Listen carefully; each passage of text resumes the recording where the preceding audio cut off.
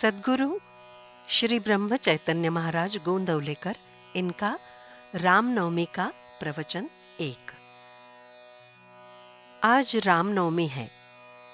हम उसे बड़े आनंद और उत्साह के साथ मनाते हैं। आज राम जन्म हुआ।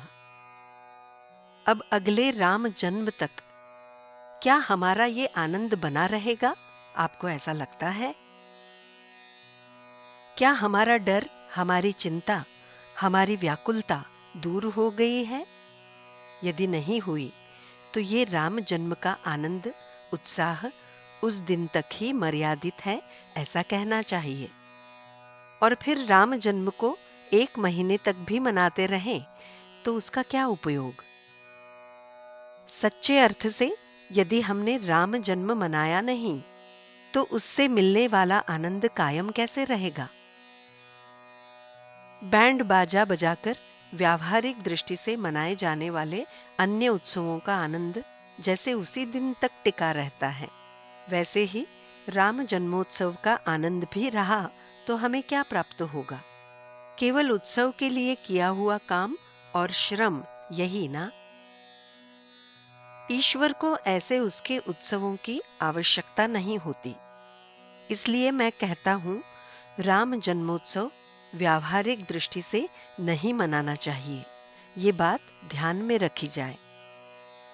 अमीर गरीबों को, छोटे बड़ों को वो मनाते समय अपनत्व का भाव आना चाहिए और इस योग से राम के प्रति प्रेम उत्पन्न हो, भक्ति भाव बढ़े, आपस में प्रेम निर्माण हो, ऐसी पद्धति से उत्सव मनाना चाहिए। प्रत्येक मनुष्य अपने आचरण में ला सके, ऐसा ही राम का चरित्र है। सुष्ट अर्थात अच्छे लोगों का रक्षण करना, यही सच्चा धर्म है और इसीलिए भगवान राम ने अवतार लिया। इस तत्व को हमें समझ लेना चाहिए।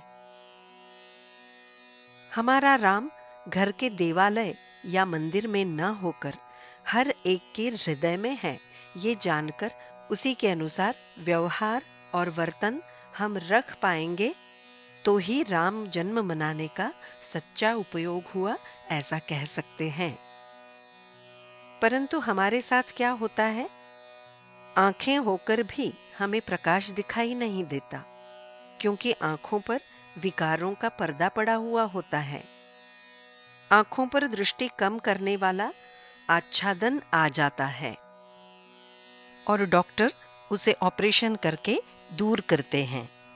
और ऑपरेशन होने के बाद डॉक्टर बताएंगे वही दवा और पथ्य हमें संभालना पड़ता है। उसी तरह नीति धर्म का आचरण रखकर साधु संतों ने बताया हुआ नाम अत्यंत चाहत से लेना बहुत आवश्यक है। राम जन्म के निमित्त से तुमने अपने अंतःकरण में जो नाम रूपी बीज बोया है, उसका संवर्धन कैसे हो, ये देखना चाहिए। प्रतिवर्ष राम जन्म के साथ राम के प्रति प्रेम बढ़ता जाए और उससे मिलने वाला आनंद अधिकाधिक वर्धित हो, यही राम जन्मोत्सव की सच्ची फल प्राप्ति है। राम करता है, ये भावना दृढ़ होकर मन राम नाम में अधिक रममाण हो, यही राम जन्मोत्सव मनाने की फलश्रुति है। जानकी जीवन स्मरण जय जय राम।